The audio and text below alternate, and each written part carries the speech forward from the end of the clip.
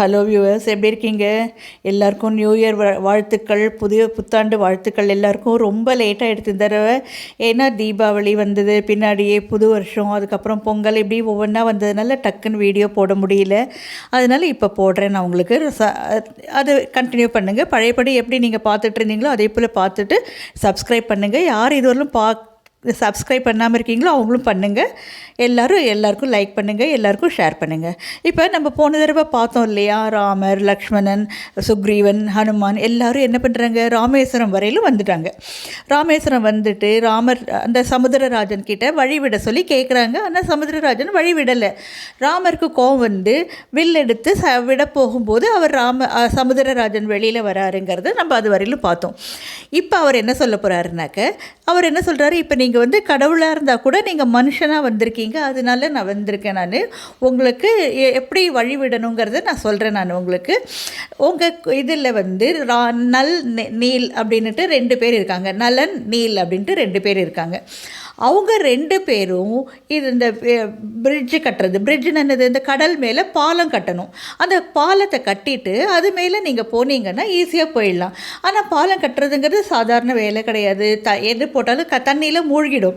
ஆனால் அவங்க 2 பேருக்கும் ஒரு வரம் இருக்குது. அது என்னன்னாக்க, அவங்க நலன்கிறது யாருன்னாக்க இந்த விஸ்வகர்மா யார், ஒரு இன்ஜினியர் மாதிரி அந்த கடவுள். அவர் எந்த பில்டிங்காக இருந்தாலும் எப்படி இருந்தாலும் ரொம்ப அழகாக கட்டி கொடுப்பார். அவரோட பையன்தான் இந்த நலன். அதே போல் நீல் யாருன்னா அக்னிபுத்திரனோட பையன். இவங்க 2 பேரும் சின்ன வயசுலேருந்தே ரொம்ப க்ளோஸ் ஃப்ரெண்டு. அவங்க என்ன பண்ணுவாங்க, சின்ன வயசில் 2 பேரும் விளையாடிட்டே இருப்பாங்க. அங்கே காட்டில் தவம் பண்ணுறாங்க இல்லையா, அந்த முனிவர்கள் கிட்டே இருக்கிற பொருள் எல்லாம் கொண்டு வந்து, திங்ஸ் எல்லாம் கொண்டு வந்து கடலில், பக்கத்தில் இருக்கக்கூடிய கடலில் கொண்டு போய் தூக்கி போட்டுருவாங்க. அப்போ என்ன ஆகும், என்னென்ன கடலில் போட்டாலும் தண்ணி உள்ளே போய் மூழ்கிடும், மேலே வராது இல்லையா, மிதங்காது இல்லையா, அந்த மாதிரி போயிடும். அதனால அந்த முனிவர்களுக்கெல்லாம் கோவம் வந்து அவங்க என்ன பண்ணுறாங்க, இவங்க 2 பேருக்கும் ஒரு சாபம் கொடுக்குறாங்க. நீங்கள் இனிமேல் எந்த பொருளை நீங்கள் கடல்லையோ தண்ணியிலையோ போட்டாக்க அது கடலில் மூழ்காது, அது அப்படியே மேலே தான் மிதக்கும். அப்போ தான் அது யாரோட சொந்தமோ அவங்க வந்து எடுத்துன்னு போயிடுவாங்க.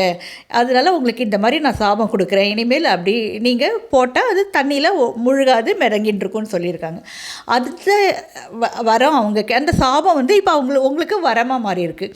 இப்போ அவங்க 2 பேரையும் வச்சுக்கிட்டு நீங்கள் இந்த கடல் மேலே பாறையெல்லாம் போட்டு நீங்கள் என்ன பண்ணுங்கள், பாலத்தை கட்டிடுங்க. அப்போ அந்த பாலம் தண்ணியில் மூழ்காது, மிதங்கும். அப்போ நீங்கள் போகிறதுக்கு நான் வழியை விடுறேன். நான் எந்த விதமான பாதிப்பும் இல்லாமல் நீங்கள் நல்லபடியாக ஸ்ரீலங்காவை போய் அடைஞ்சிடலாம் அப்படின்னு சொல்லிட்டு சமுத்திரராஜன் சொல்கிறார். உடனே ராமருக்கும் மற்ற எல்லாருக்கும் ரொம்ப சந்தோஷம். அவங்க 2 பேரையும் கூப்பிட்டு இதெல்லாம் சொல்லி நீங்கள் இந்த பாலம் கட்டுறதுக்கான வழியை பாருங்கள் அப்படின்னு சொல்கிறாங்க. உடனே எல்லாரும் கல் கொண்டு வந்து பெரிய பெரிய பாறைகளெல்லாம் அங்கே இங்கே மலையெல்லாம் உடச்சி கொண்டு வராங்க.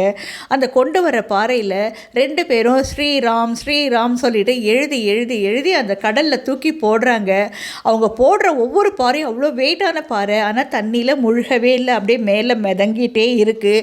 அது அப்படியே போட அது கடைசி வரலும் ஸ்ரீலங்கா வரையிலும் போயிடுத்து, ஒரு பெரிய பாலம் அமைஞ்சிடுது. இப்போ அவங்களால ஈஸியாக போக முடியும்.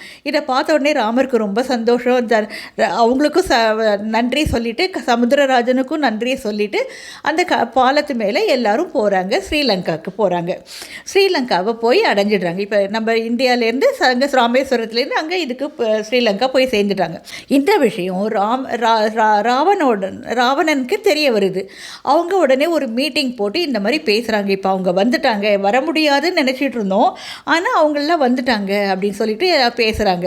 அப்போ அந்த அமைச்சர்கள்லாம் சொல்கிறாங்க, அப்பேற்பட்ட கடலையே கடந்த அத்தனை பேரும் ராமர், லக்ஷ்மணன், வானரங்கள் அத்தனை பேரும் வந்திருக்காங்கன்னா இது சாதாரண விஷயம் இல்லை.